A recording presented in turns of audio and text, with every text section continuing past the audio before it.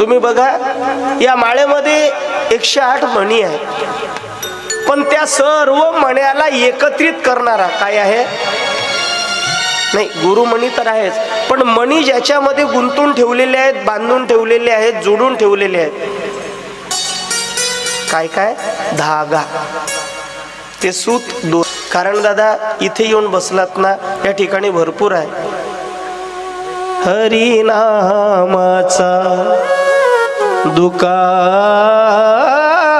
मांडिला, दुकानात माल निराळा, इथे अभंग गवळण भागवत कीर्तन, भरपूर माल मसाला.